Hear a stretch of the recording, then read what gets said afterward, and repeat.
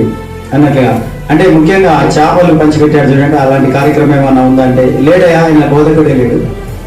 బోధకుడు వెళ్ళినప్పుడు ఇక్కడ చేపలు పంచే కార్యక్రమం ఏముంటుందండి అని చెప్పిన తర్వాత వాళ్ళు అక్కడ చూస్తే చిన్న చిన్న పడవలు ఉన్నాయంట.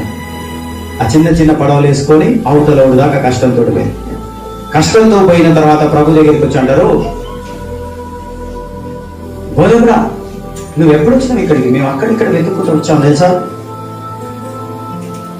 ఇక నువ్వేం చేయదు కానీ మాకు రాజుగా ఉండి మమ్మల్ని పరిపాలించు అంటే ప్రభు ఒక్కటే మాట్లాడాడు. వాళ్ళు మాట్లాడిన దానికి, ప్రభు మాట్లాడిన దానికి వాక్యము దేవుడు మన హృదయాలను ఎరిగి మాట్లాడతాడు.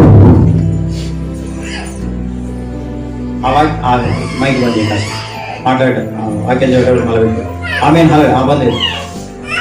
వాక్యము దేవుడు హృదయం ఎరిగి మాట్లాడతాడు. వాళ్ళ హృదయం ఎరిగి ఆయన మాట్లాడుతున్నాడు.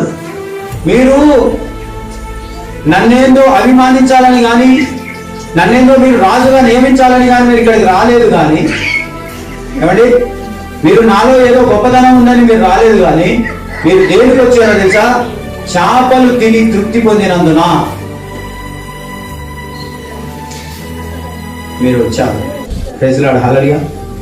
అదేదో కానీ మనం వండుకుంటాం కానీ మన విషయాన్ని మీరే కానీ వాళ్ళు నిన్న తిన్నాం కానీ ఆయన. ప్రైజ్ లార్డ్, హల్లెలూయా.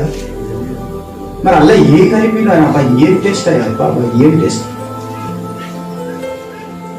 అని మీరు తృప్తి పొంది వచ్చారు. కానీ నన్ను ఏదో రాజుగా చేయాలని, నేను నాలో ఏదో గొప్పతనం ఉందని మీరు రాలేదు. కాబట్టి మీరు క్షయమైన ఆహారం కొరకు కష్టపడకండి, అక్షయమైన ఆహారం కొరకు కష్టపడండి, అది మనుష్య కుమారుడు మీకు ఇస్తాడు. ప్రైజ్ లార్డ్, హల్లెలూయా. అదే బల్లారాధన.